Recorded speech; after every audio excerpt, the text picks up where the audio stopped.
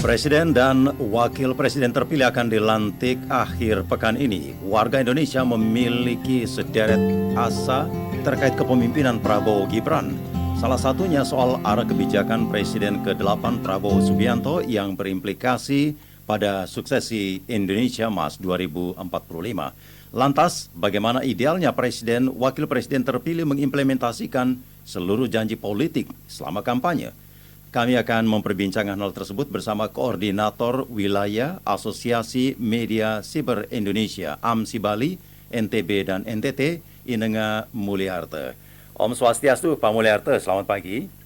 Swastiastu, selamat pagi, Bang Paul. Oke, terima kasih, segar sekali suaranya. Oke, Pak Mulyarta, ya. Pendapat Pak Mulyarta soal potensi keberhasilan berbagai program Presiden Wakil Presiden terpilih ini gimana ini?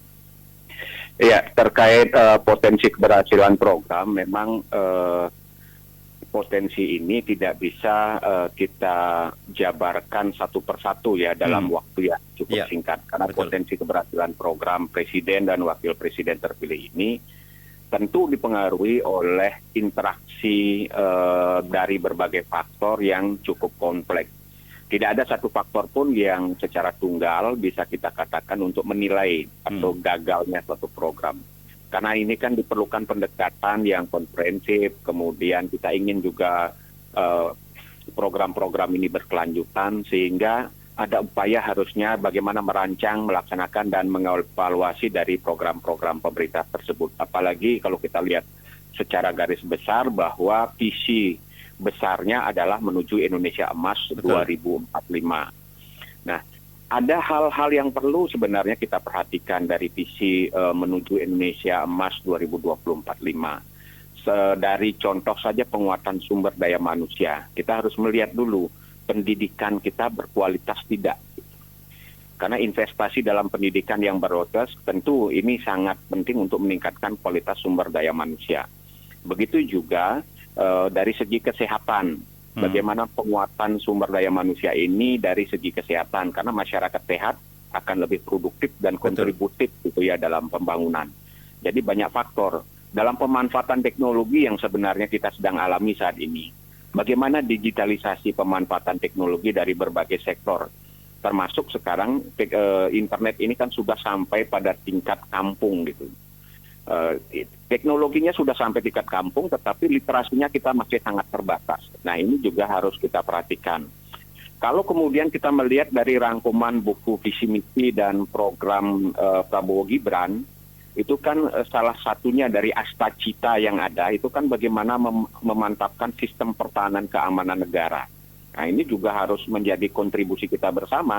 Tidak bisa kita hanya mengandalkan bahwa negara yang bertanggung jawab terhadap pertahanan keamanan gitu. Karena kita juga sebagai masyarakat juga harus berkontribusi apabila ingin program ini berhasil. Kemudian kemandirian pangan. Nah, kita lagi ribut-ribut bagaimana membatasi impor. Sementara kita sendiri tidak melakukan kegiatan umpamakan diversifikasi pangan lah gitu. Jangan terlalu tergantung pada beras gitu. Akan sulit mewujudkan swasembada kalau kita juga hanya masih tergantung pada beras. Sementara Indonesia sendiri kaya akan ketersediaan pangan. Ubi belum kita manfaatkan. Belum lagi kalau kita melihat potensi masing-masing daerah punya potensi pangan yang cukup beragam. Kemudian bagaimana di Astacita kemudian memperkuat penyelarasan kehidupan yang harmonis. Nah, kita juga masih terbentur dengan ego masing-masing gitu. Ini akan sulit kita mewujudkan penyelarasan hidup dan membantu bagaimana mewujudkan program tersebut kalau kita masih ego dengan ego kelompok, ego personal, termasuk juga ego antar agama kita sendiri gitu. Oke. Baik. Nah, ini yang perlu kita perhatikan. Itu tadi beberapa hal yang boleh dikatakan menjadi perhatian. Tapi harapan dan imbauan untuk warga serta aparat terkait untuk mengawal ini kita bicara tentang kondusivitas menjelang pelantikan Presiden Wakil Presiden terpilih ini gimana, Pak Mulyarta? Ya, terkait himbauan, mari kita bersama-sama menjaga kerukunan, kita menjalin persatuan dan kesatuan serta menghormati perbedaan pendapat. Setelah atau pasca Pilpres, jangan lagi ada gap antar kelompok. Mari kita menyelaraskan pandangan untuk sama-sama sekarang mengawal. Mengawal dalam artian tidak harus memberikan penilaian baik kan begitu. Memberikan koreksi seperti yang dilakukan oleh media, itu juga hal yang baik untuk mencapai tujuan kan. Karena untuk mencapai tujuan kan tidak harus kita berada, kalau orang bilang, di dalam pemerintah. Kita Betul. juga bisa dari luar mendukung pemerintah dengan memberikan koreksi, masukan untuk perbaikan gitu. Nah, karena untuk mencapai kesempurnaan kan harus ada orang yang mengkoreksi itu. Ya. Dan yang penting koreksinya caranya dengan bagus gitu. Oke, Nah, baik. kemudian kita hindari provokasi, karena kita sangat mudah terprovokasi ini, apalagi dengan menyebarnya hoax. Dan terakhir, mari kita saling menghargai.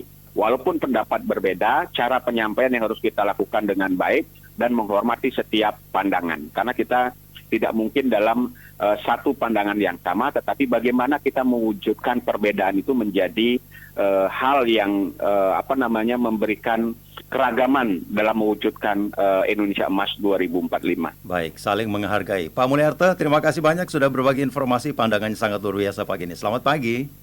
Selamat pagi Bang Paul, salam sehat. Ya, terima kasih. Salam sehat kembali. Demikian perbincangan saya bersama Koordinator Wilayah Asosiasi Media Sebar Indonesia, AMSI Bali, NTB, dan NTT, Inenga Mulyarto.